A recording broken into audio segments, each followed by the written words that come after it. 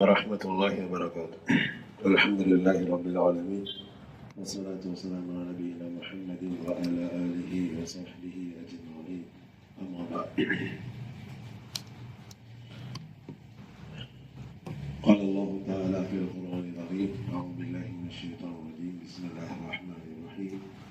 إنا أنزلناه في ليلة القدر وما أدراك ما ليلة القدر، ليلة القدر خير من ألف شهر. وقال الله تعالى: إنا نحن نزلنا الذكر وإنا له لحافظون. صدق الله العظيم.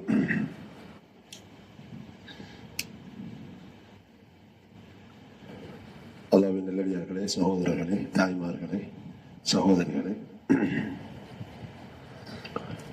ஒவ்வொரு வாராந்த அமர்விலும் ஒவ்வொரு தலைப்பிலே எமது சகோதர சகோதரர்களுக்காக வேண்டி ஒரு பயான் நிகழ்வு ஒன்று நடைபெற்றுக் கொண்டிருக்கின்றது.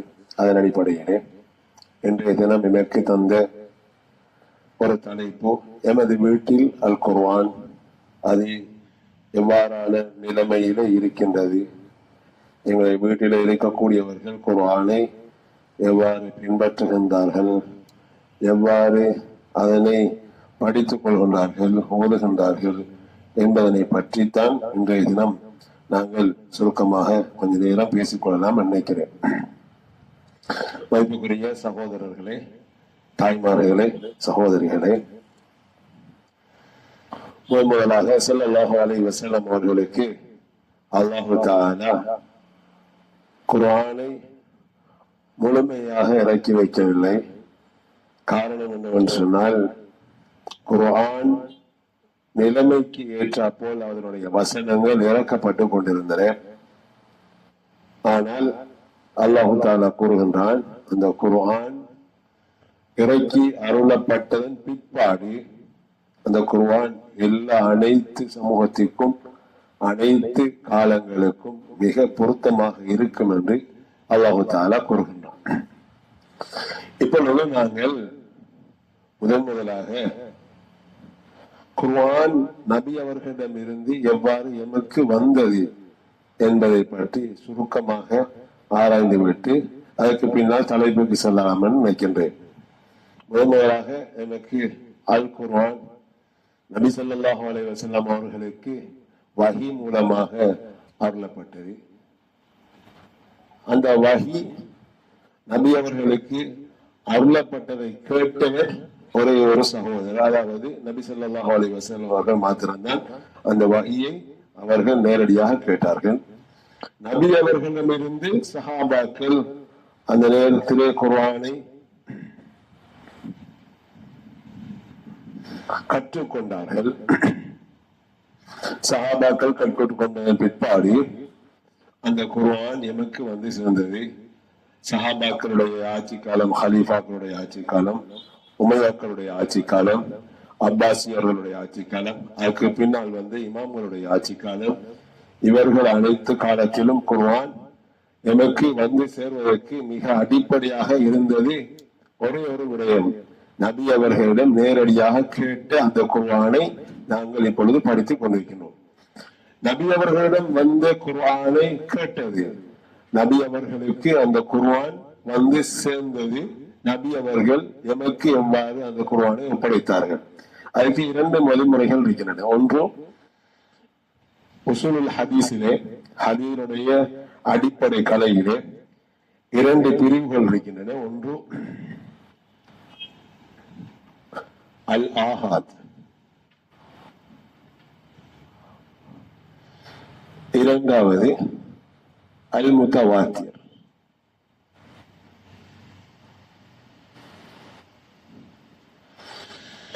நபி அவர்கள் என்ன ஹதீஸை சொன்னாலும், நபி அவர்கள் குர்ஆனுடைய வசனங்கள் என்ன குர்ஆனுடைய வசனங்களை ஓதி காண்பித்தாலும், இந்த ரெண்டு முக்கியமான அடிப்படையிலே தான் எமக்கு வந்து சேர்ந்திருக்கின்றது இந்த குர்ஆனுடைய வசனங்கள்.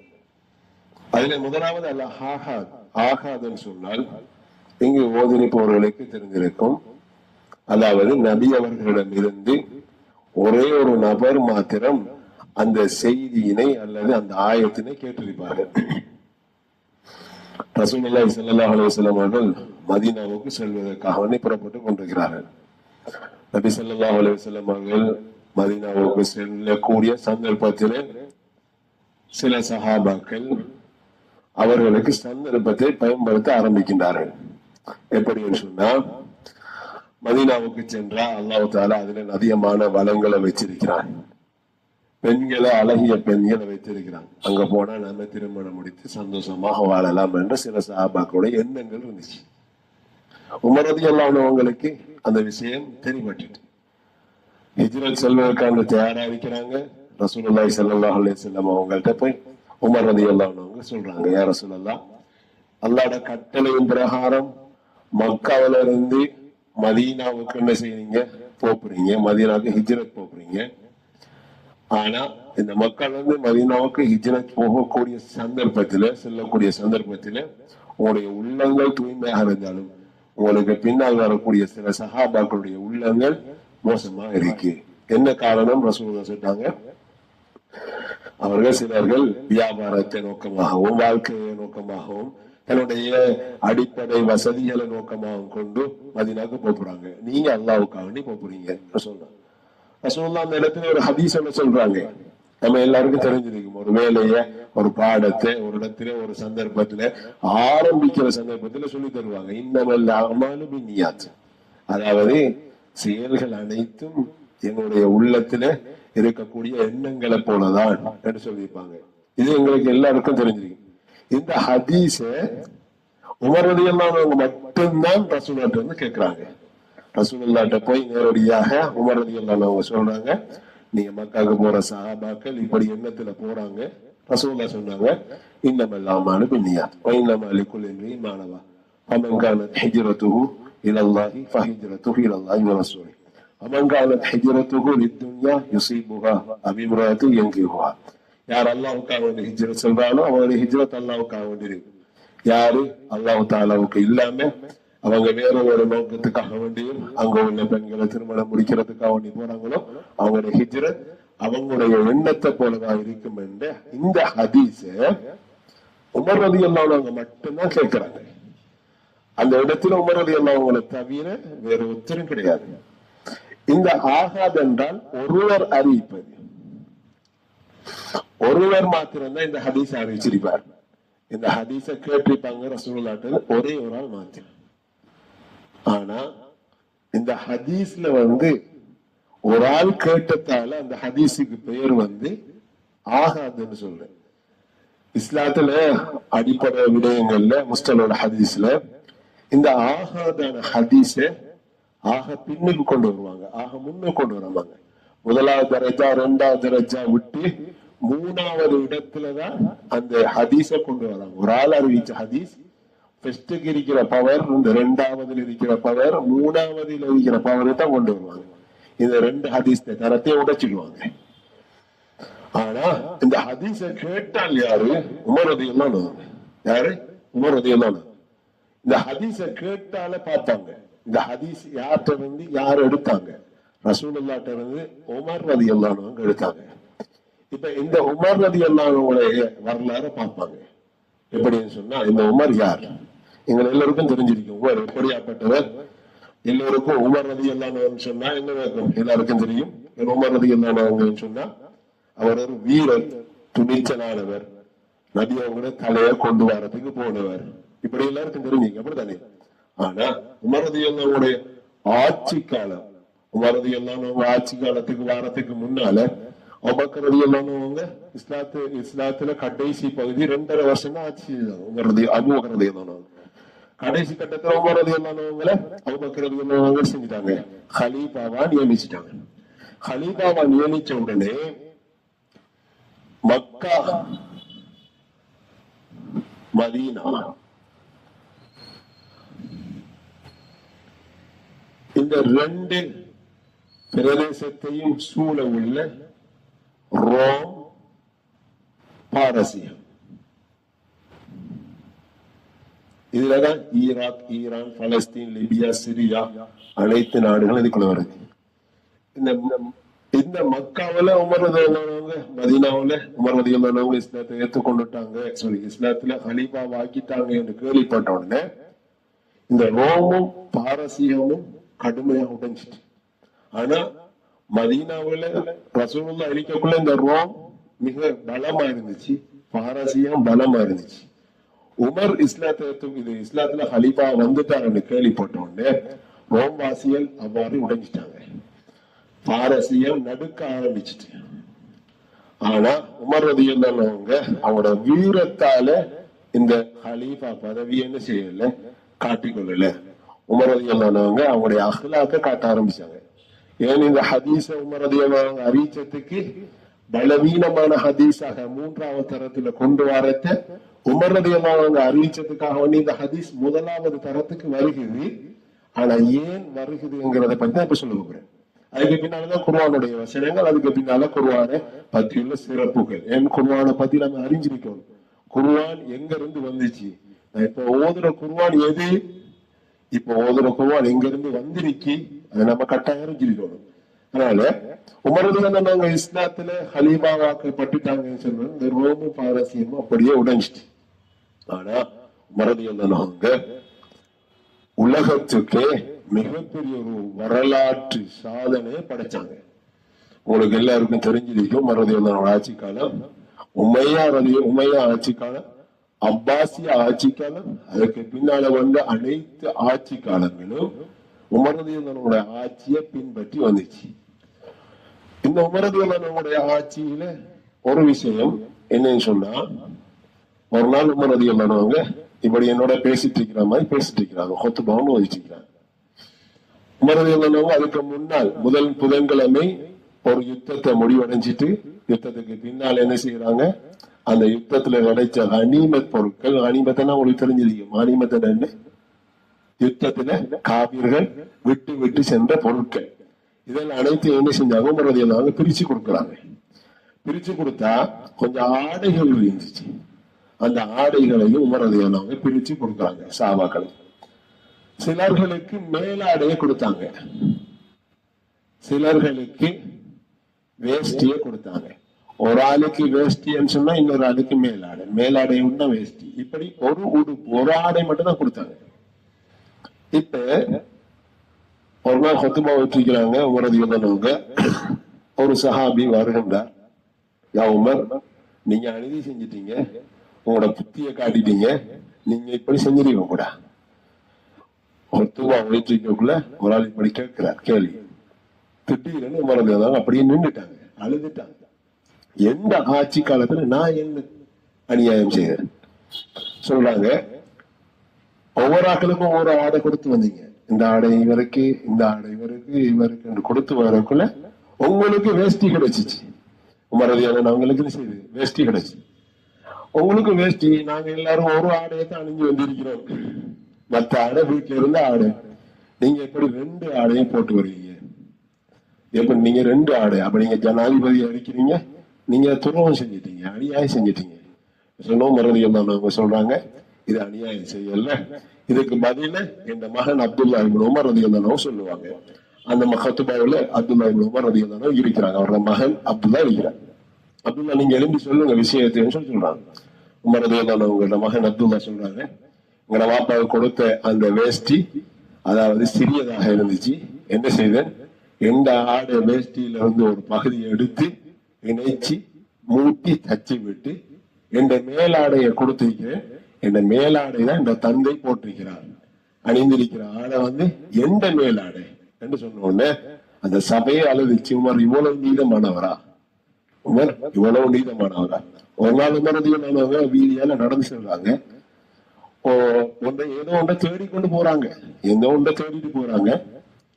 அலி ரலியல்லாஹு வராங்க, என்னத்தை தேடுறீங்க அமீருல் முஃமினீன், என்ன தேடுறீங்க என்று கேட்கிறாங்க. சொன்னாங்க, பைத்துல் மால்ல இருக்கக்கூடிய ஒட்டகம் ஒன்றை காணல, பைத்துல் மால்ல இருக்கக்கூடிய ஒட்டகத்தை காணல.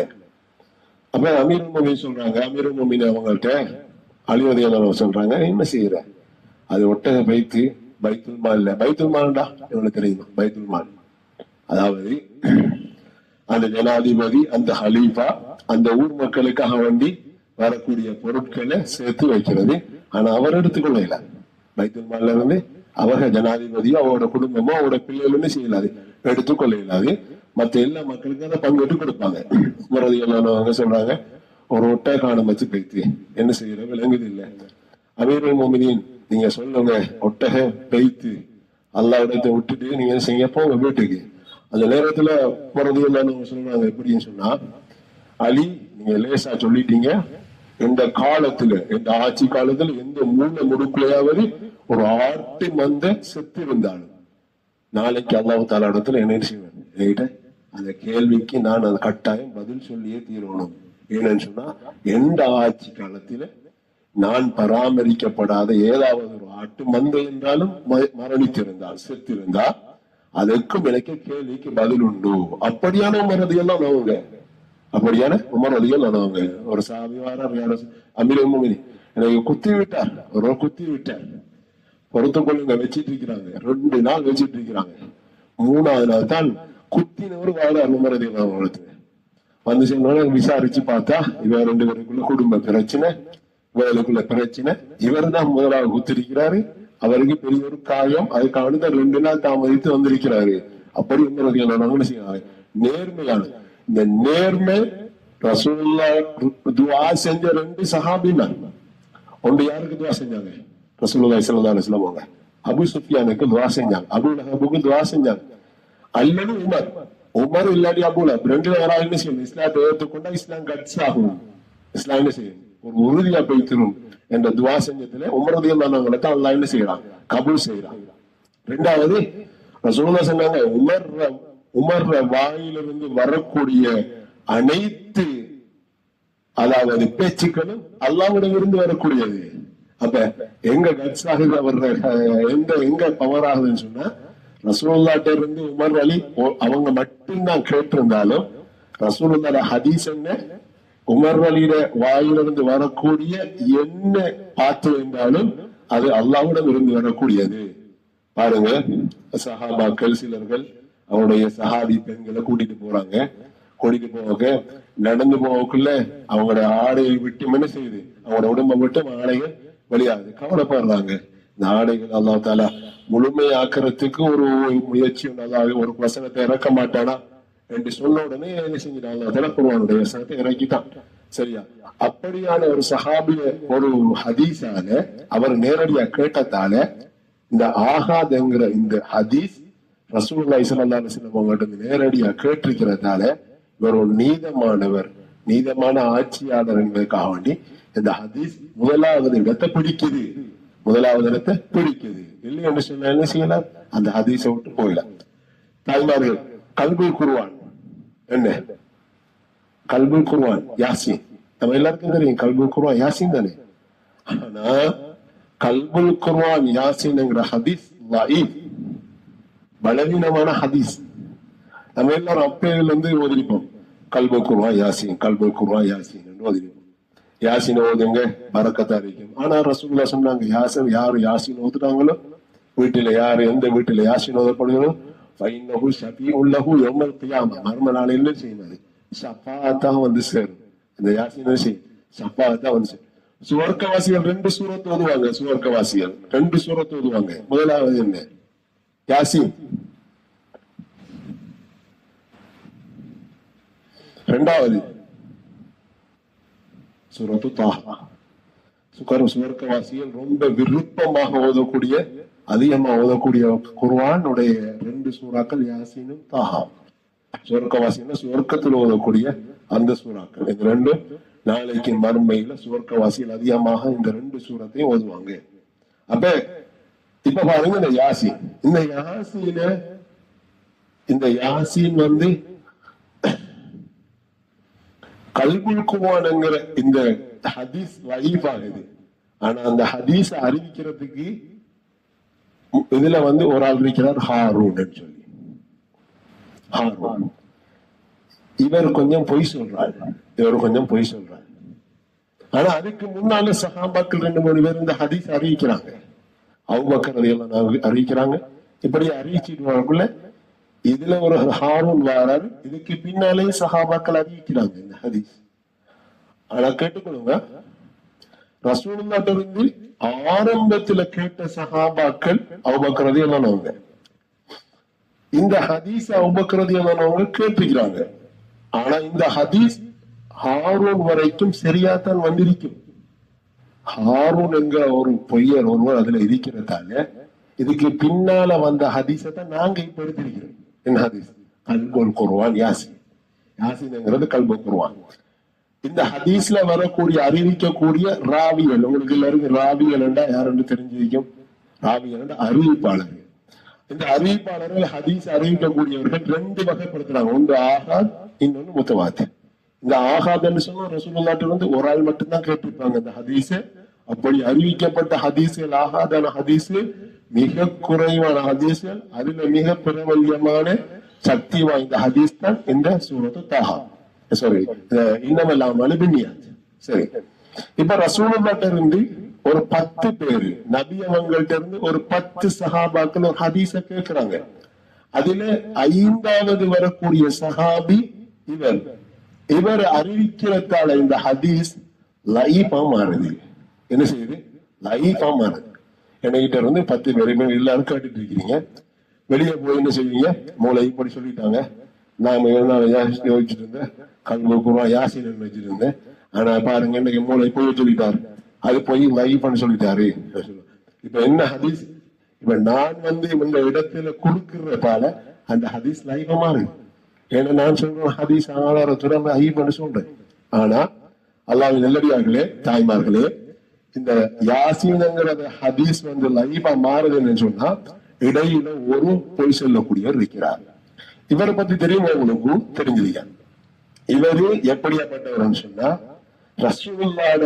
ரசூலுல்லாஹ்வோட விடயத்துல ஒரே ஒரு விடயத்துல மாத்திரம் பொய் சொல்லிக்கிறார். ஒரே ஒரு விஷயத்துல பொய் சொல்லிக்கிறார். மத்த எல்லா விஷயத்திலும் உண்மைதான் சொல்லிக்கிறார். ஆனா யார விஷயத்துல போய் சொல்லிக்கிறார்? யார விஷயத்துல போய் சொல்லிக்கிறார்? அல்லாஹ்வோட தூதர் விஷயத்துல போய் சொல்லிக்கிறார். என்னோட விஷயத்துல இவர விஷயத்துல பொய்ய சொல்லியிருந்தா அவர் ஹதீஸ கொஞ்சம் எடுத்துருந்தாங்க. ஆனா இவர் ரசூலுல்லாஹ் விஷயத்துல கொஞ்சம் பொய் சொல்லிட்டாரு. அதனால இவர் அந்த காலத்துல இருந்து இதுவரைக்கும் பொய்யராக எடுக்கப்படுறார். இதுதான் தாய்மார்களே, சகோதரிகளே, ரசூலுல்லாஹி ஸல்லல்லாஹு அலைஹி வஸல்லம் எடுக்கப்படுற ஹதீஸ்கள், குர்ஆனுடைய வசனங்கள் எப்படி எங்களுக்கு வந்து சேருகின்றது. நேரடியாக ரசூலுல்லாஹ் ஓதின குர்ஆனுடைய வசனங்கள் அனைத்தையும் ஒரு சஹாபியோ அல்லது ஒன்றுக்கும் மேற்பட்ட 2 சஹாபிகளோ அறிவித்திருந்த அந்த குர்ஆன் நமக்கு சரியா வந்து சேர்ந்திருக்காது. என்ன செஞ்சிருக்கோம்? ஒவ்வொரு ஆட்களும் ஒவ்வொரு முறையில குர்ஆனை ஓதிருப்போம். குர்ஆனை என்ன செஞ்சிருப்போம்? ஓதிருப்போம். அப்ப ரசூலுல்லாஹ்ட்ட இருந்து வந்த ஹதீஸையும் ரசூலுல்லாஹ்க்கு இறங்கின குர்ஆனுடைய வசனங்களையும் எழுதி வைக்கிறதுக்கு கொஞ்சம் திண்ணை தோழர்களை வச்சிருந்தாங்க. அவங்க எல்லாரையும் பத்தி உங்களுக்கு தெரிஞ்சிருக்கு. அவங்க யாருங்கிறது தெரியும். அவங்கள தொட்டு அதுக்கு பின்னால பெரிய ஒரு வரலாறு இருக்கின்றது. ஆனா நாங்க சுருக்கமா சொல்றோம், அனைவரும் ரசூலுல்லாஹி ஸல்லல்லாஹு அலைஹி வஸல்லம் அவங்கள்ட்ட இருந்து நேரடியாக குர்ஆனுடைய வசனங்களையும் ஹதீஸ்களையும் கேட்டவங்க, நேரடியாக கேட்டவங்க. இப்ப எங்கள்கிட்ட வந்துடிக்கக்கூடிய குர்ஆன் ஆகாது இல்ல, ஒரு ஆள் அறிவித்தது இல்ல. நீங்க நாம எல்லாரும் என்ன சொல்லுவோம்? குர்ஆன் என்ன? அல்லாஹ் தஆலாவிடமிருந்து வந்தது. நபி அவங்க ஓதி காட்டினது. உங்களுக்கு ஓதி காட்டினியா நபி அவங்க? எனக்கு ஓதி காட்டினியா? உங்களுக்கு ஓதி காட்டினியா? நபி அவங்க ஒருத்தர் ஓதி காட்டல எங்களுக்கு.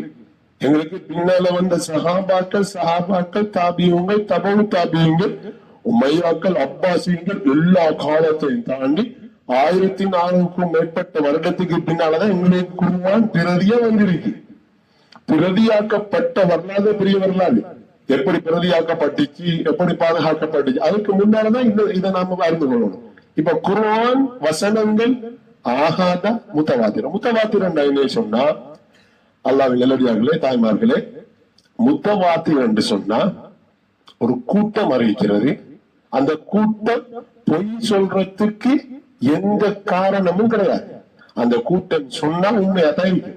அந்த கூட்டம் சொன்னா உண்மையாதான் இருக்கு. இப்ப இந்த வகுப்புக்கு வந்துருக்கீங்க வச்சுக்கோ, வளமையா ஒரு 4 பேர் வரல, வளமையா வார 4 பேர் வரல இந்த கிளாஸுக்கு வச்சுக்கிடுவாங்க. ஒரு 8:45 மணில ஒரு சகோதரர் வர வகுப்புல வந்து கேட்கிறேன், என்ன நடந்துச்சு, ஏன் சொன்னீங்க வாரீங்க, ஏன் லேட்டாகி வாரீங்கன்னு நினைக்கிறேன். சொல்றாரு, கலாச்சாரம் பண்றதுக்கு முன்னால ஒரு ஆக்சிடென்ட் நடந்துச்சு. சரி, சரிங்க.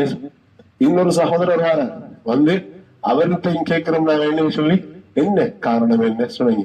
சில நேரத்துல வகுப்புல ஆக்களுக்கு முன்னுக்கும் பொய் சொல்றதை விட உண்மை சொல்றதை விட பொய்யே ஏதாவது ஒரு சொல்லி வைக்கலாமே என்ற ஒரு பிரச்சனை வந்திருந்தாக்காண்டி அவர் அப்படி சொல்லிருக்கலாமே நினைக்கலாம்.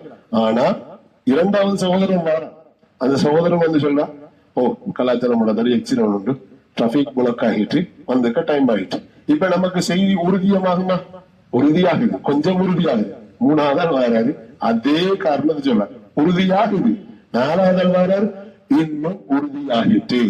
அப்ப வேற வேற ஆட்கள் வேற வேற இடத்திலிருந்து அவங்க சந்திக்கிறதுக்கு எந்த சந்தர்ப்பமுமே இல்லாத கட்டத்துல வந்து ஒரே காரணத்தை சொன்னா நம்பலாமா? நம்ப முடியாது. நம்பலாம். ஏனென்று சொன்னா அவங்க சந்திச்சிருக்கவே மாட்டாங்க. 4 பேரும் சேர்ந்து கொஞ்சம் கொஞ்சம் ஒரு 5 நிமிஷம் 10 நிமிஷம் பிந்தி பிந்தி போகும் என்கிறதுக்கு சந்திச்சிருக்கவே மாட்டாங்க. இப்ப ஹஜ்ஜி முடிஞ்சிச்சுன்னு வச்சுக்கோங்க. ஹஜ்ஜில ரசூலுல்லாஹ் ஒரே ஒரு ஹஜ்ஜி தான் செஞ்சிருக்கிறாங்க. ரசூலுல்லாஹ் செஞ்சாங்க, ஒரே ஒரு ஹஜ்ஜி தான் செஞ்சிருக்கிறாங்க. ஃபத்ஹு மக்காவுல ஹஜ்ஜி செஞ்சாங்க. இப்ப ரசூலுல்லாஹ் ஒரே ஒரு தடவை தான் ஹஜ்ஜுடைய வணக்கங்களை சொல்லி காட்டினாங்க சஹாபாக்களுக்கு. ஹஜ்ஜுடைய காலத்தை தவிர மத்த காலத்துல ஹஜ்ஜி செஞ்சா ஹஜ்ஜி ஏற்றுக்கொள்ளப்படாது.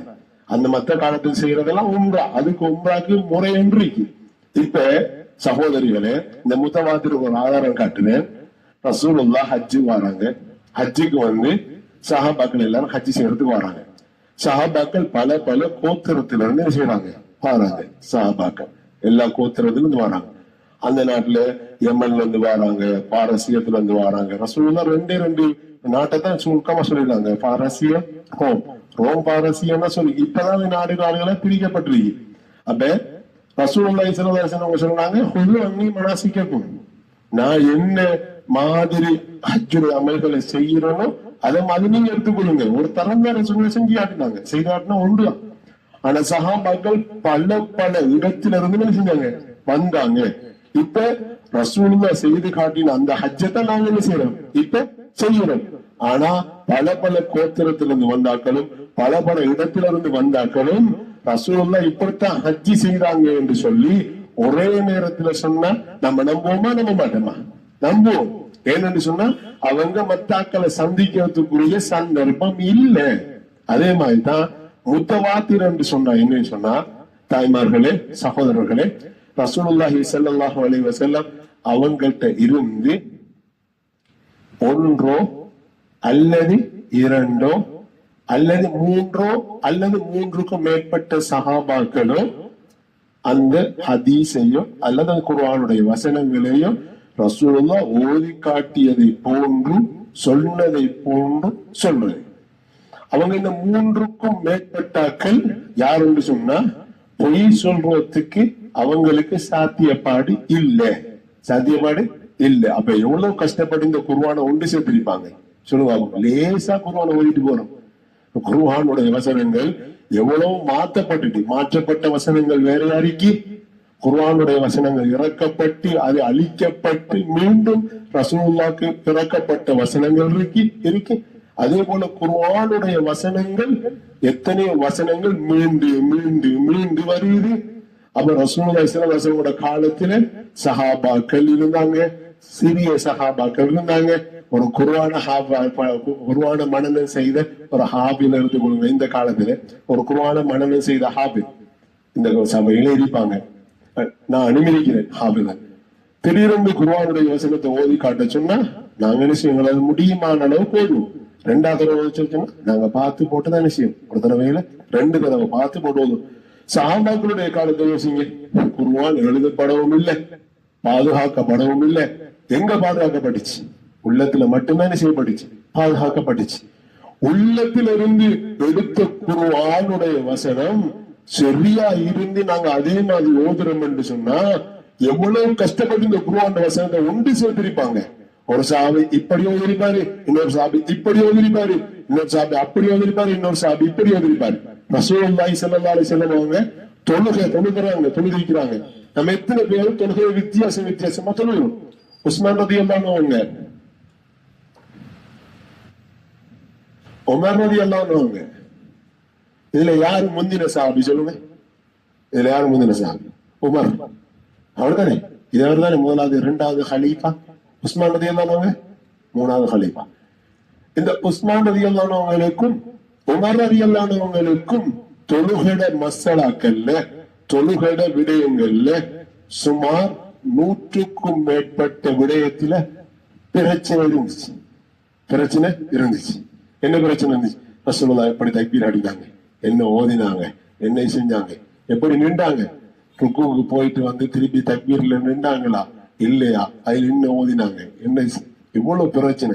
100க்கும் மேற்பட்ட மசாலாக்கள்ல பிரச்சனை இருந்துச்சு. ரசூலுல்லாஹ் செய்தது, ரசூலுல்லாஹ் சொல்லி காட்டின ஹதீஸ்லயே பிரச்சனை வருகிறது. ஆனா 2 பேரும் ரசூலுல்லாஹ் என்ன செஞ்சாங்க? 2 பேரும் நேரடியா ரசூலுல்லாஹ் கண்டாக்க. ஆனா ரசூலுல்லாஹ் மரணித்ததுக்கு பின்னால இவங்களுக்கும் பிரச்சனை. அடிப்படி சண்டையில ஒன்றும் இல்லை. இன்னும் இப்படி வந்திருப்பாங்கன்னு ஒரு சின்ன கருத்து வேறுபாடு. அல்லாஹ்வின் நல்லடியார்களே, தாய்மார்களே, ஒரு ஹதீஸ எடுக்கிறதுக்கு இவ்வளவு கஷ்டம் என்று சொன்னா இந்த குர்ஆனை எவ்வளவு கஷ்டப்பட்டு ஒன்று சேர்த்திருப்பாங்க.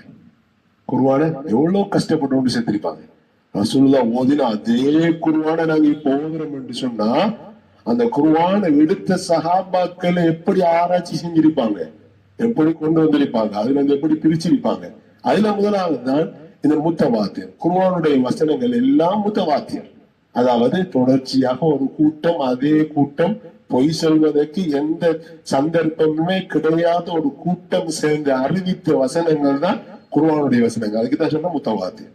இரண்டாவது, இவர்கள் அனைவரும் பொய் சொல்லிருக்க மாட்டாங்க வாழ்க்கையில். அப்ப எவ்வளவு கஷ்டம். பொய் சொல்லாதாக்கள் வந்து குர்ஆன் எடுக்கணுங்க.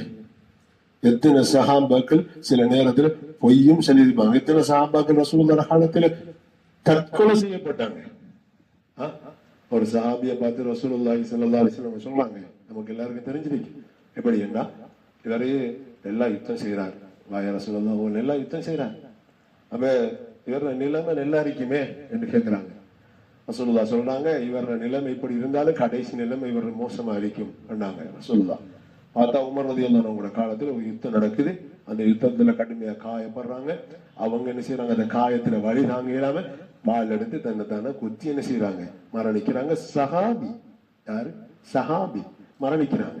அப்ப அல்லாஹ்வின் நல்லடியார்களே, இந்த சஹாபாக்கள் இருந்து எடுத்த குர்ஆனுடைய வசனங்களை எவ்வளவு கஷ்டப்பட்டு பாதுகாத்து தாபியுங்கள் தபவு தாபியங்கள் இருந்து வந்து அது முத்தவாத்தியராகவே வரும். அந்த வசனங்கள் முத்தவாத்தியராகவே வரும் என்று சொன்னா, ஒருவருடைய ஆயத்தில ஒரு வசனத்தில அந்த தாபியும் ஓதினாலும் தபவு தாபியங்கள் ஓதினாலும் ரசூலுல்லாஹ்ட்ட இருந்து நேரடியா கேட்ட அதே ஆயத்தை கேட்கிற மாதிரி தான் ஓதுவாங்க. எதுக்கு தான் சொல்றது? முத்தவாத்தியர்.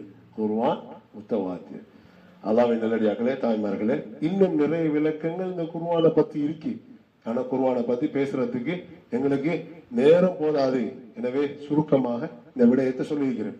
தாய்மார்களே, இப்பொழுது எங்களுடைய வீடுகளிலே குர்ஆனில் இருக்கின்றன, குர்ஆன்கள் இருக்கின்றன, உயிரோடும் இருக்கின்றன, ஒரு சட பொருளாகவும் இருக்கின்றன.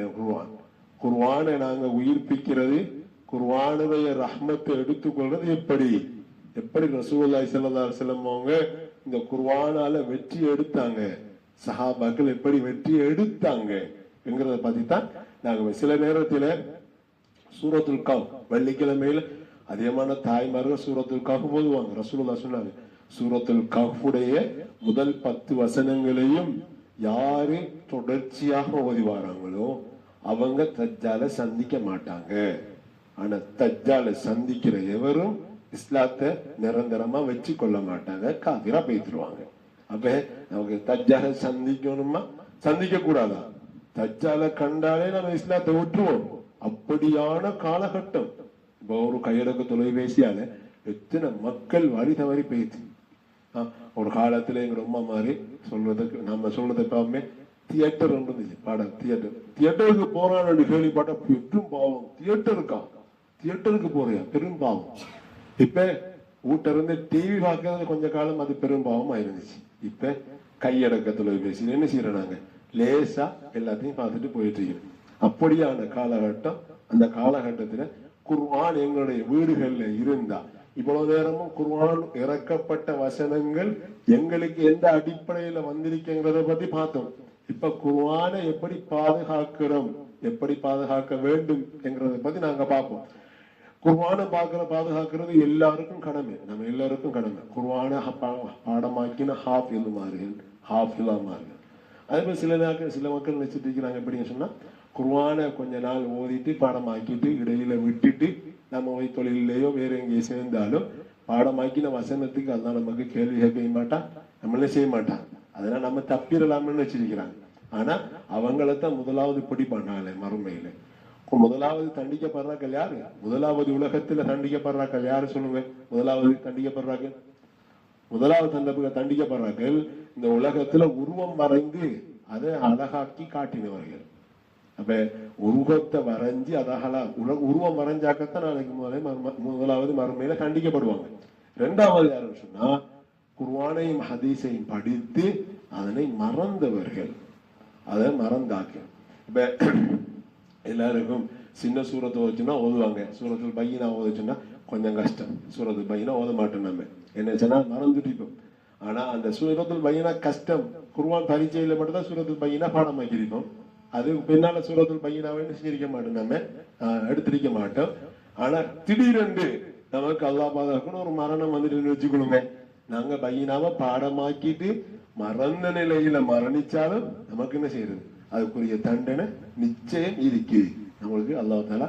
ஆனா ஹாஃபில்மார்களை அல்லாஹு தாலா தேர்ந்தெடுக்கிறது அவனுக்கு விருப்பமானதுக்காக. ஆனா அதே போல நாளைக்கு மறுமையில குர்ஆனை பாடமாக்கி அதை பாதுகாக்காத மக்கள் தான் முதலாவது என்ன செய்வாங்க? அதை முதலாவது தண்டனையை பெற்றுக் கொள்வாங்க. அதன் அடிப்படையில தாய்மார்களே, சகோதரிகளே, எங்களுடைய வீட்டிலே ஒரு குர்ஆன் இருக்க வேண்டும். ஒரு குர்ஆன் சொன்னா குர்ஆனை கடையில வேண்டி வைக்கிற குர்ஆன் இருக்க கூட. எங்களுடைய வீட்டுல குர்ஆனை மனனம் செய்து ஒரு ஹாஃபிலும் ஒரு ஹாஃபிலாவும் இருக்க வேண்டும். குர்ஆனை மனனம் செய்து வைத்திருக்கக்கூடிய ஒரு ஹாஃபிலா இருந்தா போதும் என்றதுக்காக வேண்டி அதை மட்டும் ஹாஃபிலாவை முடிச்சிட்டு குர்ஆனை முடிச்சிட்டு பிள்ளைய மற்ற விஷயத்துக்கு கொண்டு வரும். அப்படி இல்லை, குர்ஆனை முடிக்கணும், படிப்புல நல்ல தரத்தில் இருக்கணும். அதே போல குர்ஆனை என்ன செஞ்சிருக்கணும்? விளங்க ஆரம்பிக்கணும். இந்த இடத்துல ஆலிமாக்கள் இருப்பாங்க, அவங்களுக்கு தெரிஞ்சிருக்கும். நான் சூரத்துல் ஃபாத்திஹாவை ஓதுறேன்னு வச்சுக்கொள்ளுங்க. இந்த சூரத்துல் ஃபாத்திஹாவை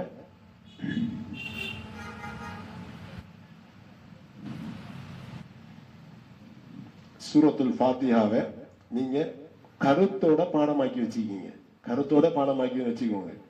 நீங்க கருத்தோட சூரத்துல் ஃபாத்திஹால பிஸ்மில்லாஹிர் ரஹ்மானிர் ரஹீம், அளவற்ற அருளாளன் அவன் நிகரற்ற அன்புடையும் அல்லாஹ்வின் பெயரால் ஆரம்பிக்கின்றேன் நீங்க பாடமாக்கி வச்சிருப்பீங்க. ஒரு ஆலிம் எப்படி பாடமாக்கி வச்சிருப்பேன்? குர்ஆனை விளங்கினவரு அவரு ஒரு வேற விதத்துல மனனம் ஓதக்குள்ளே விளங்கிட்டு போயிடும். என்ன ஓதுறோம் என்கிறது விளங்கிட்டு போயிடும். மரணிச்சாங்க. இப்ப எங்களை மூத்த உலமாக்கள் சில ஆக்கள் என்ன செய்வாங்கன்னு சொன்னா, நாங்க தொழிச்சிட்டு இருக்கும் போது அவங்க ஹாஃபிஸ் மாதிரி இல்லை, ஆனா ஓதக்குள்ள அவங்களுக்கு அந்த வரலாறு அப்படியே பேசிட்டு வரக்குள்ள செய்யும். சில நேரத்துல நாங்க தீக்கி வேற இடத்த ஓதிட்டோம்னு சொன்னா அவங்களே சொல்லி தருவாங்க. அப்படி குர்ஆனை விளங்கின மக்கள், அந்த குர்ஆனை விளங்கக்கூடிய ஒரு குர்ஆன் நம்ம வீட்டுல இருக்கும். குர்ஆனை பாடமாக்கி இருக்கணும், குர்ஆனை விளங்கின ஒரு குர்ஆன் ஒன்று எங்களுக்கு என்ன செஞ்சிருக்கணும்? வீட்டுல இருக்கணும். அந்த குர்ஆனை விளங்கின மக்கள் என்ன செஞ்சிருக்கணும்னு சொன்னா, எல்லா தரத்துல எல்லாம் படிச்சு ஆலிமாகி டாக்டர் ஆகி எல்லா இடத்துல இருந்து அவங்க அந்த குர்ஆனை பத்தி ஒரு சமூகத்துக்கு சொன்னாங்கன்னு சொன்னா அதுல பிரதிபலிப்பு இன்னும் கூடுதலாக இருக்கும். என்ன செய்யும்? பிரதிபலிப்பு இன்னும் கூடுதலாக இருக்கு, மேலும் கூடுதலாக இருக்கு. ஏன் குர்ஆன் அதிகமா விஞ்ஞானத்தை பத்தி சொல்லுது. குர்ஆன் இன்னும் வியாபாரம், நம்மளோட அடிப்படை எல்லா விஷயங்கள் அனைத்து விடயங்களையும் பேசுது. அப்ப எங்களோட வீட்டில் இருக்கக்கூடிய குர்ஆன் எப்படி இருக்கணும்னா வெறும் பாடமாக்கப்பட்ட குர்ஆனா இருக்கக்கூடாது. என்ன செஞ்சிருக்கணும்? குர்ஆனை விளங்கி இருக்கணும், அதே போல அமல் செய்யணும். அதே போல அந்த குர்ஆனை விளங்கி மற்ற மக்களுக்கு சொல்லி கொடுக்கக்கூடிய அனைத்து அறிவுகளும் எங்கிட்ட இருக்கணும். எங்கிட்ட இருந்த அந்த குர்ஆனோட எங்க வீட்டுல இருக்கணும். கரெக்டாக வெறுமனை குர்ஆன் ஒன்று வேண்டி வச்சுட்டு ஓதிட்டு நாம இருந்த மனுஷனா. இப்ப நமக்கு தாய்மாரோ இல்ல, நமக்கு எல்லாருக்கும் வயசு இதுக்கு மேல மனநம் செய்ய. ஆனா நம்ம வீட்டுல இருந்து ஒரு பிள்ளையில செய்யணும். குர்ஆனை மனநம் செய்யற ஒரு குழந்தைய நாம தேர்ந்தெடுக்கணும். அதை குர்ஆனை விளங்குறதுக்கு வச்சுக்கணும். அந்த பிள்ளைக்கு வேற வேற படிப்புகளை கொடுக்கணும். ஒரு சயின்ஸ்ல, அடுத்தது மேத்ஸ்ல, எல்லா பாடத்திலையும் நல்ல கெட்டிக்கார ஒரு குழந்தை எடுத்து குர்ஆனை பாடமாக்கி அதை விளங்கக்கூடிய பிள்ளைகளை வைக்கணும். அப்படி என்னத்தான் இந்த குர்ஆனுக்கு சரியான பிரதிபலிப்பு நம்முடைய வீடுகள்ல இருக்கும். நம்முடைய வீட்டில் இருக்கக்கூடிய குர்ஆன் இந்த 4 விடயங்களையும் சரியா உள்ளடக்கி இருந்தா தான் அல்லாஹ்வின் நல்லடியார்களே இந்த குர்ஆன் பிரதிபலிப்பு எங்களுடைய வீட்டுல பிரகாசமாக இருக்கும். ஒரு வீட்டில ஒரு ஹாஃபில் இருக்கிறதையும் ஒரு ஹாஃபிலா இருக்கிறதையும் ஒரு ஆலிம் ஹாஃபிலாவாக அல்லது ஹாஃபிலாக இருக்கிறதுலையும் வித்தியாசங்கள் கடுமையாக இருக்கும். வெறுமனே ஒரு ஹாஃபில வச்சுட்டு நம்ம குர்ஆனை வச்சு ஓதுறதை விட குர்ஆனை விளங்கின ஹாஃபில்கள் ஓதுற குர்ஆன்ல பிரகாசம் இருக்கும். அந்த குர்ஆனை வச்சுதான் இந்த உலகமே இப்ப என்ன செஞ்சுட்டு இருக்கு, இயங்கிட்டு இருக்கு. தெரியுதானே? அன்பிலையும் எத்தனை ஆய்வுகள் குர்ஆனை வச்சு என்ன செஞ்சாங்க, வெளியிட்டு கொண்டே இருக்கிறாங்க. எல்லாரும் நம்ம பார்த்து கொண்டிருக்கோம். எனவே தாய்மார்களே, இந்த குர்ஆன் பிரகாசமான குர்ஆனாக இருக்கணும்னு சொன்னா உங்களுடைய வீடுகள்ல குர்ஆன் ஒரு விளக்கம் உள்ள குர்ஆனாக இருக்க வேண்டும். அடுத்ததாக எங்களுடைய வீட்டிலே குர்ஆன் அதிகமாக ஓதப்படணும்.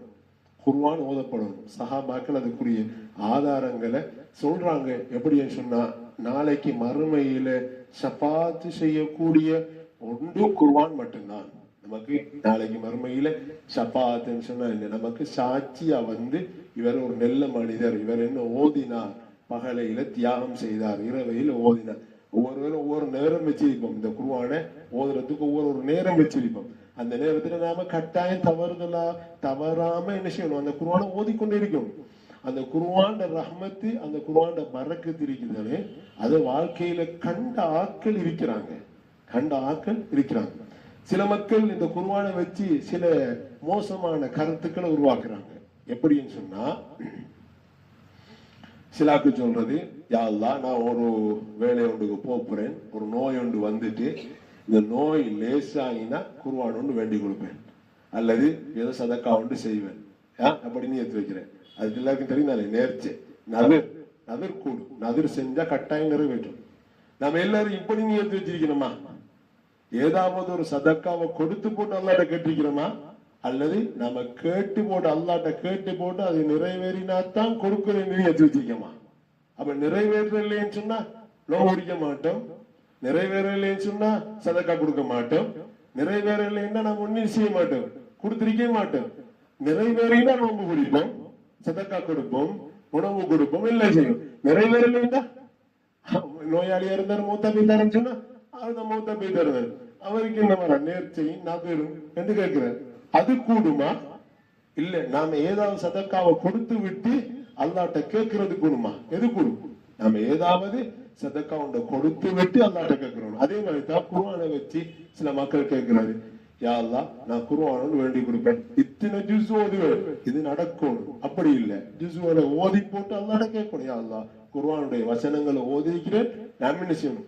யா அல்லாஹ் இதுல ரஹ்மத்தால எனக்கு இதை லேசிப்படுத்தி தந்துறேன் என்று சொல்லணும். எனவே அல்லாஹ்வின் நல்லடியார்களே, நேரம் சுருங்கி விட்டது. இன்னும் ஒரு விடயத்தை சொல்லி முடித்துக் கொள்கின்றேன். ரசூலுல்லாஹி ஸல்லல்லாஹு அலைஹி வஸல்லம் காலத்துல இருந்த ஒரு சஹாபில வரலாறு எல்லாருக்கும் தெரிஞ்சிருக்கும் நினைக்கிறேன், அதை சொல்லிக் கொள்றேன். நம்முடைய குழந்தைகளுக்கு அது மிக பெருமதியான ஒரு வரலாறு. நம்முடைய வீட்டில ஒரு குழந்தை இருக்குன்னு வச்சுக்கோங்க, அந்த குழந்தை எந்த துறையில முன்னேறிட்டு போகுதுங்கிறது தாய்க்கும் தெரியும், தந்தைக்கும் தெரியும். என்னத்துல முன்னேறிட்டு போகுது எங்களோட குழந்தை. அப்ப அப்படி இருக்கக்குள்ள ஒரு நாள் பாலைவனத்தால வந்துட்டு இருக்கிறாங்க. ஒரு ஆடுகளை மேய்ஞ்சி கொண்டிருக்கிற ஒரு சிறிய ஒரு பையன் ஒரு ஆடுகளை மேய்ச்சி கொண்டிருக்கிறான். எல்லாருக்கும் தெரிஞ்சிருக்கு. ரசூலுல்லாஹ் போய் அந்த இடத்துல போய் நிக்கிறாங்க, நின்று கேட்கிறாங்க. ஒரு ஆட்டு குட்டி எடுக்கிறாங்க, குட்டி தான், தாயும் இல்லை பொட்டையும் இல்லை. ஒரு ஆட்டு குட்டி எடுத்து கேட்கிறாங்க, இந்த ஆட்டு குட்டியில இருந்து பால் கொஞ்சம் எடுக்கலாமா கேட்கிறாங்க. இவன் சிறுவனுக்கு மண்டைக்கப்படுவது பால் எடுக்க இல்லாது, ஏன்னா அது குட்டி. அது மட்டுமில்ல, அது வந்து ஆண், பெட்டையும் இல்லை. அப்ப கிடாய் வம்சத்துல பால் எடுக்கலாமா? எடுக்க இல்லாது. ரசூலுல்லாஹ் சொன்னாங்க இது எடுக்க இல்லாது. அப்படியா? 2வது தடவை கேட்கிறாங்க, 3வது தடவை கேட்கிறாங்க. இந்த சிறுவனுக்கு, வாலிபனும் இல்லை சிறுவனுக்கு கோபம் பத்தின உடனே ரசூலுல்லாஹ் பார்த்து கேட்கிறாங்க, உங்களுக்கு எத்தனை தடவை சொல்றேன் இதுல வந்து பால் எடுக்க இல்லாத எத்தனை தடவை சொல்றேன்? அப்படியா? இந்த ஆட்டுக்குட்டியை தாங்க என்று ரசூலுல்லாஹ் கையில் எடுக்கிறாங்க. முபாரக்கான கையாளுக்கு அவங்களோட கையால பால் மடியை தராவுறாங்க. பால் வருகிறது. ரசூலுல்லாஹி ஸல்லல்லாஹு அலைஹி வஸல்லம் எல்லாரும் சஹாபாக்கள் எல்லாரும் குடிக்கிறாங்க. அனைவருமே செய்யறாங்க. குடிக்கிறாங்க.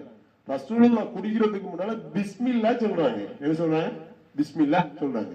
அப்ப இந்த பொடியை பாக்குறான், ரசூலுல்லாஹ் குடிச்சதை பார்க்கல, ரசூலுல்லாஹ் என்ன சொன்னாங்கிறத பாக்குறான். என்ன சொன்னாங்க பாக்குறான். அப்ப கேட்கிறான், நீங்க என்னமோ சொல்லி குடிச்சீங்களே அது என்ன கேட்கிறாங்க. அந்த பொடியும் கேட்கிறான், சிறுவன் கேட்கிறான். இல்ல அதுக்கப்புறம் ரசூலுல்லாஹ் சொல்றாங்க, அந்த பொடியன்ற கழுத்துல புரடியில கையை வச்சு சொல்றாங்க, இன்னக்க உலாமுன் முஅல்லமுன், நீ இன்ஷா அல்லாஹ் படிக்கக்கூடிய ஒரு பிள்ளை, நீ ஆடி மேய்க்கிறதுக்கு தகுதியே இல்லை. ஆடையெல்லாம் கூட எஜமான்ட கொடுத்துட்டு நீங்க என்னோட வாங்க படிக்கிறதுக்கு சொல்லி கூட்டி போறாங்க. ரசூலுல்லாஹ் போறாங்க, அவங்களோட கையால என்ன செய்யறாங்க, அந்த அடிமைத்தனத்தை விட்டு உரிமை விட்டு அந்த குழந்தைய கூட்டி எடுத்துட்டு வராங்க. வந்து மறுநாள் கால துஹாவுடைய நேரத்துல சூரத்துர் ரஹ்மான் இறங்குது. சூரத்துர் ரஹ்மான் இறங்குது. சூரத்துர் ரஹ்மான் ஹாஃபிலான எல்லாருக்கும் தெரியும். சூரத்துர் ரஹ்மான் உடனடியா ஓத மாட்டாங்க எல்லாரும். ஏன்னா அதுல பதிகமா மாறி மாறி என்ன செஞ்சுட்டு இருக்கு வந்துட்டே இருக்கும். ஆனா தாய்மார்கள் சூரத்துர் ரஹ்மான் ஓதினாக்களுக்கு லேசா இருக்கும். ஹாபிஸ்மாரு சூரத்துர் ரஹ்மான டக்குன்னு ஓத மாட்டாங்க. ஏன்னா அடுத்து என்ன ஆகுதுன்னு யோசிச்சிருவாங்க. யோசிச்சு அது ஒரு அடிப்படையில பாடமாக்கிட்டு வந்து அதை அடிப்படையில முடிச்சிருவாங்க ஹாபிஸ்மாரு. ஆனா டக்குன்னு செய்ய மாட்டாங்க, பாடமாக்க மாட்டாங்க. இவன் சூரத்துர் ரஹ்மான் ரசூலுல்லாஹ்க்கு இறங்குது. இறங்கினோடனே சூரத்துர் ரஹ்மான ஒரு தரம் தான் அந்த பொடியை கேட்கிறான், அடுத்த தடவை பாடமாக்கிட்டான். இவன் ரசூலுல்லாஹி ஸல்லல்லாஹு அலைஹி வஸல்லம் காலத்துல மட்டும்தான் சாத்தியப்படும். ரசூலுல்லாஹ் காலத்துல மட்டும்தான் ஒரு பொடி என்று இருக்கணும், ஒரு சிறுவன் இருக்கணும். அவனை குர்ஆன கேட்கிற காலம் எல்லாம் குர்ஆன பாடமாக்கணும். அது மட்டும் இல்ல, அது மக்காவில் இருக்கிற பொடிய மாதிரி மக்காவில் இருக்கிற சிறுவர்கள் தான் குர்ஆன பாடமாக்கணும். அதுவும் அவங்க குறுகிய காலத்துல பாடமாக்கணும். நம்ம செய்தியெல்லாம் பார்க்கணும். அதிகமான அரபு நாடுகள்ல சிறிய சிறிய வயதுகள்ல குர்ஆன முடித்த ஹாஃபிலாக்கள் எல்லாம் நாங்க பாக்குறோம் தானே. அப்ப எங்கள்கிட்டையும் இருக்கி, இந்த மஹல்லாவுல இருக்கி, அந்த மஹல்லாவுல இருக்கி, நம்ம எல்லாருக்கும் தெரிஞ்சிருக்கும், சில நேரத்துல தெரியாம விட்டு இருக்கும். சில பாட்டை மதரசாக்கள்ல ஓதுற சின்ன சின்ன குழந்தைகள் 4ஆம் ஆண்டு 3ஆம் ஆண்டு எக்ஸாமுக்கு போயிட்டு வந்து, குர்ஆன் பரீட்சைக்கு போயிட்டு வந்து 4ஆம் ஆண்டு எக்ஸாம் அந்த 5ஆம் ஆண்டு வாரத்துக்கு இடையில உமா மாறி என்ன செய்யறாங்க, கொஞ்ச நாளைக்கு அந்த மதரசால ஓதட்டு மட்டும் விட்டு சின்ன சின்ன குழந்தைகள் 10 ஜுஸுக்கும் மேற்பட்ட குழந்தைகள் இந்த மஹல்லாக்குள்ள இருக்கு. இந்த மஹல்லாக்குள்ள இருக்கு. அதை நான் கண்டுட்ட மனுஷன் அந்த குழந்தைகளை பார்த்து ஆச்சரியப்படுவோம். ஆனா இன்ஷா அல்லாஹ் அவங்க இன்னொரு வருடம் 1.5 வருடங்களால குர்ஆனை முடிச்சிருவாங்க. அப்ப அதே மாதிரி ஒரு சிறுவன் தான் ரசூலுல்லாஹ்ட்ட இருந்தான். ரசூலுல்லாஹ்ட்ட இருந்து நேரடியா கேட்டிருக்கா ஒரே சொல்லலாம். ஆனா அண்டைன்னு செஞ்சிட்டாரு, அந்த குர்ஆன்ல இருக்கிற ரஹ்மான் சூரத்தை பாடமாக்கிட்டாரு. ரசூலுல்லாஹ் அந்த சபையில இருந்து எழும்பிட்டு போனதுக்கு பின்னால இந்த சிறுவன் என்ன செய்யறான், அந்த சூரத்துர் ரஹ்மான ஓதி காட்டுறான். எல்லா சஹாபாக்களும் ஆச்சரியத்தை பாக்குறாங்க, ரஹ்மான் இப்ப இறங்கிச்சு பாடமாக்கிட்டீங்களா? அந்த சஹாபி சொல்றாரு, எப்படின்னு சொன்னா, ஹஃபில்து மின் ஃபீ ரசூலுல்லாஹி ஸல்லல்லாஹு அலைஹி வஸல்லம் 40 சூர், நான் ரசூலுல்லாஹி ஸல்லல்லாஹு அலைஹி வஸல்லம் அவங்கள்ட்ட இருந்து வாயால ஒரே தடவையில கேட்ட 40 சூறாக்களை நான் மனனம் செய்திருக்கிறேன். 40 சூறாக்களை ரசூலுல்லாஹ்ட்ட இருந்து ஒரு தடவை தான் கேட்டிருக்கான், எல்லாம் பாடமாகி. அதே மாதிரி பிள்ளைகள் மாணவர்கள் எமது சமூகத்தில் இருக்கிறார்கள். அந்த மாணவர்களையும் அந்த பெற்றோர்கள் வைத்து சந்தோஷப்படுகிறார்கள். அந்த வீட்டுல சந்தோஷப்படுறாங்க. அந்த குர்ஆனை கற்றுக் கொடுக்க வேண்டும் என்று சொல்லி முஅல்லிம்கள் முஅல்லிமாக்கள் பள்ளி வாயில்கள்ல மதரசாக்கள்ல ரொம்ப கஷ்டப்பட்டு அந்த பிள்ளைகளை ஒரு டார்கெட் வச்சு ஓத வைக்கிறாங்க. இப்ப ரசூலுல்லாஹி ஸல்லல்லாஹு அலைஹி வஸல்லம் அவங்க அல்லாஹ்வின் நல்லடியார்களே, யூதர்கள் வாராங்க, குர்ஆனை கேட்கிறாங்க. இந்த குர்ஆனை கொஞ்சம் காட்டுங்க, உங்களுக்கு குர்ஆன் ஒன்று இருக்காமே, குர்ஆனை காட்டுங்களேன்னு சொல்றாங்க. ரசூலுல்லாஹி ஸல்லல்லாஹு அலைஹி வஸல்லம் கொஞ்சம் பொறுங்க, நபி அவங்க சொல்றாங்க கொஞ்சம் பொறுங்க, குர்ஆனை காட்டுறேன். சஹாபாக்களும் ரலியல்லாஹு இருக்கிறாங்க, உஸ்மான் ரலியல்லாஹு இருக்கிறாங்க, எல்லா சஹாபாக்களும் பெரும் சஹாபாக்கள் இருக்கிறாங்க. ஆனா ரசூலுல்லாஹ் கூப்பிட்டது இந்த சஹாபி பொடியது சிறுவனை தான் கூப்பிடுறாங்க. அழைச்சு சொல்றாங்க, இத குர்ஆனை பார்க்கணுமா, இவரை பாருங்க, சிறிய ஒரு குழந்தை. அதை பார்த்து சொல்றாங்க, குர்ஆன் இவரை பார்க்கணுமா, நீங்க குர்ஆனை பாருங்க, குர்ஆனை பார்க்கணுமா, இவரை பாருங்க. அவ்வளவு வாழ்க்கையும் இவர் ரசூலுல்லாஹி ஸல்லல்லாஹு அலைஹி வஸல்லம் அவங்கள்ட்ட இருந்து நேரடியாக கேட்ட இரண்டாவது ஹாஃபிஸ். அப்ப ரசூலுல்லாஹ் அந்த இடத்துல அந்த சஹாபியை காட்டுறாங்க. ஒரு நாள் பாக்குறாங்க, சஹாபாக்கள் எல்லாரும் ஒரு வீதியால நடந்து போறாங்க. இவரு இந்த சஹாபி இந்த சிறுவர் அராத் மரத்துல நிக்கிறார். நம்ம மிஸ்வாக் செய்யற அந்த அராத் மரத்துல நிக்கிறார். கட்டும் காத்து அடிக்குது. அந்த காத்து அடிக்க வீச என்ன செய்யறாருன்னா, இவரும் சேர்ந்து என்ன செய்யறாரு, பறக்க. அவ்வளவு ஒல்லியான சஹாபி, சிறுவர் தானே.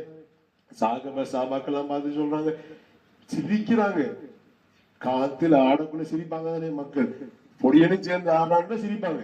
சிரிக்காத ரசூலுல்லாஹ் சொன்னாங்க சிரிக்காதாங்க. வேற யாரு தெரியுமா உங்களுக்கு? நாளை மறுமையில உலகத்துல இருக்கக்கூடிய அனைத்து மக்களுடைய அமல்களை அல்லாஹ் ஒரு தராசி தட்டுல வைப்பான். இவர குர்ஆனையும் இவர அமலையும் ஒரு தராசி தட்டுல வைப்பான். இவர தராசி தான் என்ன செய்யும்? இவர பக்கம் தான் அமல்களால கூடி என்ன செஞ்சிடும்? இவர தாழ்ந்து விடும். இந்த உலகத்துல இனி வரக்கூடிய அமல்கள், மக்கள் செய்யக்கூடிய அமல்களையும் அந்த தராசில் அல்லாஹ் வைப்பான். லட்சத்துக்கு பின்னால பார்ப்பாங்க. இந்த சஹாபில தராசி தட்டு தான் நன்மையால அதிகரித்து பாரத்தால கீழாகிருப்போம். நாங்க ரசூலுல்லாஹ் நாங்க எல்லாருக்கும் தெரிஞ்சிருக்கும். அது யாருன்னு சொன்னா தஃப்சீர்ல முதலாவது இமாம் அப்துல் ரஹ்மான் இப்னு அவுஃப் ரலியல்லாஹு அன்ஹு அவங்க.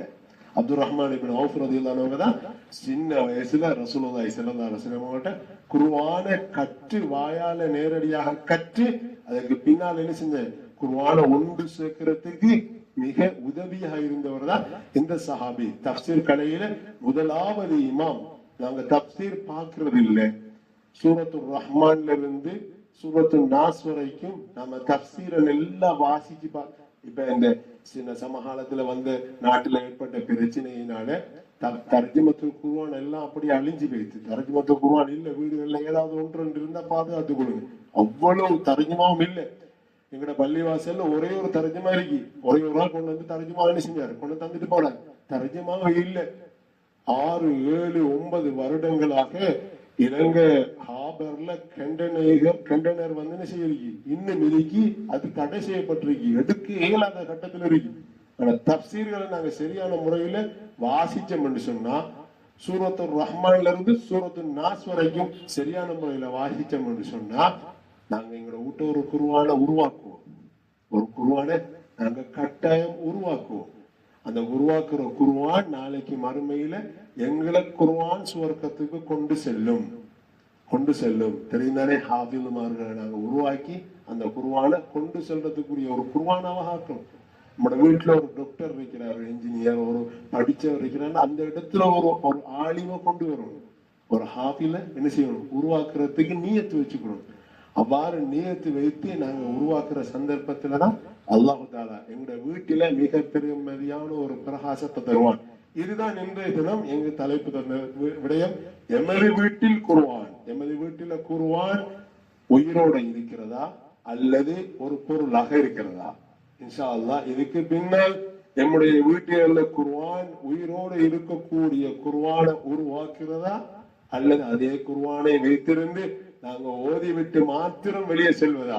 நாங்க எல்லாருக்கும் ஒரு காலத்துல ஒரு ஆயத்து குர்ஆன் எடுத்து மடிச்சு சேப்புக்க வச்சு கொள்வாங்க, பாதுகாப்போம்.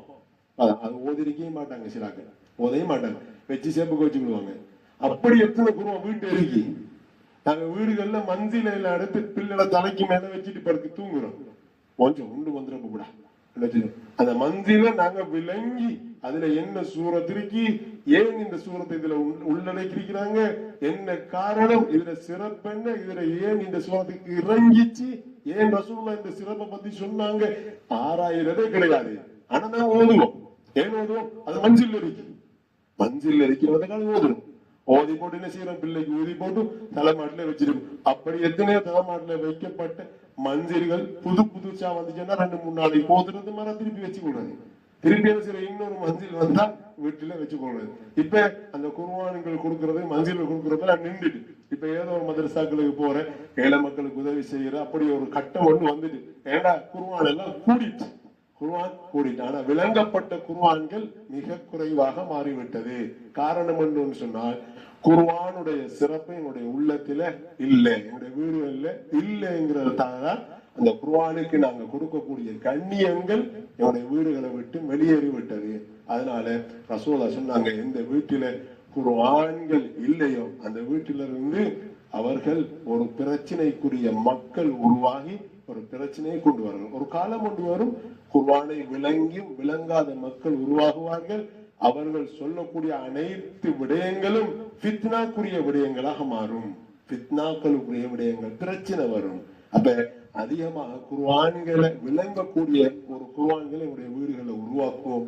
அதே போன்று என்னுடைய வீடுகளிலே இருக்கக்கூடிய குர்ஆன்களை பாதுகாக்கப்பட்ட குர்ஆன்களாக நாங்கள் மாற்றுவோம் இன்ஷா அல்லாஹ்.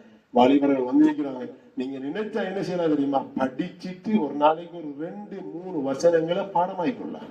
அப்படி இருக்கிறாங்க டாக்டர்மார்ல. நீங்க நான் ஒரு விஷயத்த சொல்ல, ஒரு இடத்துல ஒரு டாக்டர் அமைதியாக இருக்கிறார். அவரை நான் சந்திச்சேன். குர்ஆனை ஓதிக்கொண்டே இருக்கிறார். அவர் ஒரு வைத்தியர், ஓதிக்கொண்டு பார்த்தா அவர் ஒரு ஹாபிஸ் குர்ஆனை ஓதிட்டு இருக்கிறார். அவருக்கு ஒரு கவலை என்னன்னா, குர்ஆனை விளங்குறதுக்குரிய சந்தர்ப்பம் கிடைக்கல. வயசு போய்த்தா நல்ல செஞ்சுட்டார், அவர் அதை விட்டுட்டு போயிட்டார். அந்த அளவுக்கு கவலைப்படுற மக்கள் இருக்கிறாங்க. நம்மளோட ஊர்ல இருக்கிறாங்க எத்தனையோ பேர் இலைமறை காயாக இருக்கிறாங்க. இந்த குர்ஆனை நாங்க பாடமாக்கலையே, குர்ஆனை உருவாக்கலையே என்று ஒரு கவலை இருக்கிறாங்க. எனவே அந்த கவலைகளை என்னுடைய உள்ளத்திலிருந்து நீக்கிறதுக்கு இன்ஷா அல்லாஹ் இந்த நிமிடத்திலிருந்து என்னுடைய வீட்டிலே ஒரு ஆரோக்கியமான ஒரு விளப்பமான ஒரு குர்ஆனை உருவாக்குவதற்கு அல்லாஹ் தஆலா எங்கள் அனைவருக்கும் தௌஃபீக் செய்வானாக. வாஹிரு தஅவானா அல்ஹம்துலில்லாஹி ரப்பில் ஆலமீன். வஸ்ஸலாமு அலைக்கும் வரஹ்மத்துல்லாஹி வபரகாத்துஹு.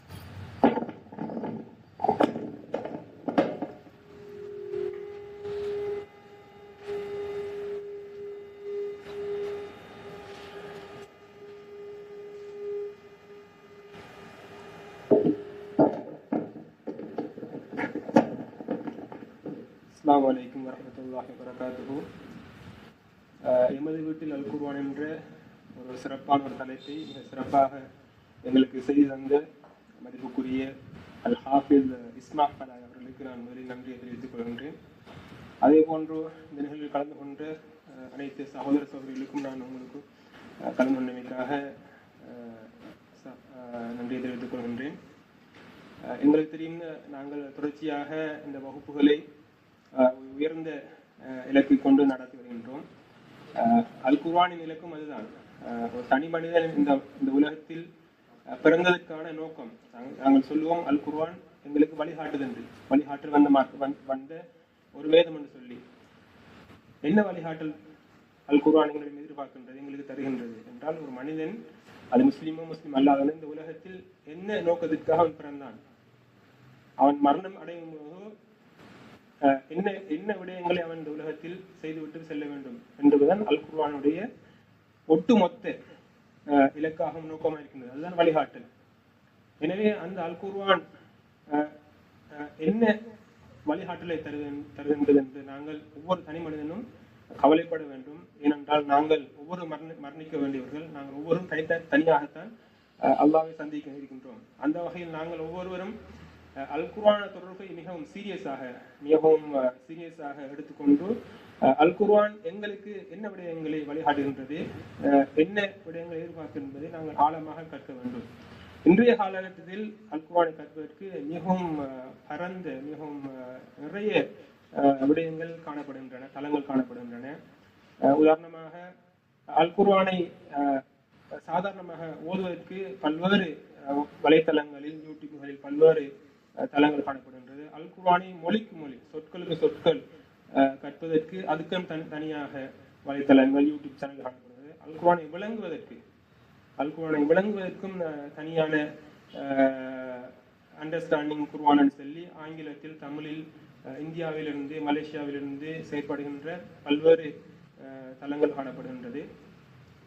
அதே போன்று அல் குர்ஆனை ஆழமாக எங்களுடைய சமகால நிலைமைகளுக்கு ஏற்ப தப்சீர், விளக்கம் சொல்கின்ற பல தளங்களும் காணப்படுகின்றது. இலங்கை பொறுத்தளவில் அல் குர்ஆன் ஓபன் காலேஜ் என்ற ஒரு தளமும் காணப்படுகின்றது. அந்த தளத்திற்கூடாக உஸ்தாத் மன்சூர், அதே போன்று மிஷ்காத் நிறுவனம், கொலம்பில் இயங்குகின்ற மிஷ்காத் நிறுவனம் அல் குர்ஆனுடைய தப்சீருக்காகவே ஒரு நிறுவனமாக இயங்குகின்றது. இப்படியே பல்வேறு தளங்கள் நாங்கள் வீடுகளிலிருந்து எங்களுடைய ஸ்மார்ட் போனு கூடாக அல் குர்ஆன் தருகின்ற எதிர்பார்க்கின்ற அந்த இலக்கை அந்த தளங்களுக்காக கற்றுக்கொள்ள முடியும். இதற்காக மேலதிக தகவல் கேட்டால் என்னை கான்டாக்ட் பண்ண முடியும், அல்லது நஜாபரை கான்டாக்ட் பண்ணால் உங்களுக்கு அதுக்குரிய சைட்டுகளை எங்களுக்கு அடையாளப்படுத்தி தர முடியும். எனவே மதிப்புக்குரிய அல் ஹாஃபிஸ் சொன்னது போன்று அல் குர்ஆன் எங்களுடைய தொடர்பு மிகவும் ஆழமானதாகவும் மிகவும் நெருக்கமானதாக இருக்க வேண்டும். அல் குர்ஆனை கற்றல், அதே போன்று அல் குர்ஆனை ஓதல், அல் குர்ஆனை மனனம் செய்தல், அல் குர்ஆனை விளங்குதல், அதை எங்களுடைய வாழ்க்கையில் கொண்டு வருதல் என்ற அந்த அனைத்து அம்சங்களையும் நாங்கள் படிப்படியாக, அது ஒரு நீண்ட பயணமாக இருக்கும், மிகவும் தியாகத்துக்குரிய விடயமாக தான் இருக்கும். வாழ்க்கையில் நாங்கள் பல்வேறு விடயங்களுக்கு நாங்கள் முக்கியத்துவம் கொடுக்கின்றோம். கல்விக்கு கொடுக்கின்றோம், தொழிலுக்கு கொடுக்கின்றோம், குடும்ப வாழ்க்கையை கொடுக்கின்றோம், இன்னும் பல சோழிகளை கொடுக்கின்றோம். ஆனால் அல் குர்ஆன் சொல்லுகின்ற அந்த செய்தி என்னவென்று நாங்கள் விளங்காமல் நாங்கள் வாழ்க்கையில் 60 வாழ்ந்து விட்டு செல்வது எந்த பயனும் இல்லை. எனவே அல் குர்ஆனை செய்தியை முதல் விளங்கிவிட்டு பிறகு நாங்கள் வாழ்க்கையை வாழும் போது அதற்கு அர்த்தம் ஏற்படுகின்றது. ஒவ்வொரு செயலுக்குமான நோக்கம் தெளிவடைகின்றது. எனவே செயல்களில் படிப்புத்தன்மை ஏற்படுகின்றது. அந்த செயலுக்கான விளைவு எங்களுக்கு கிடைக்கின்றது. எனவே அந்த விடயங்களை நாங்கள் கவனித்துக் கொள்ள வேண்டும் என்று உங்களுக்கு கேட்டு மூன்று முறை நன்றி தெரிவித்து விடுகின்றேன். அஸ்ஸலாமு அலைக்கும் வரஹ்மத்துல்லாஹி வபரகாத்துஹு.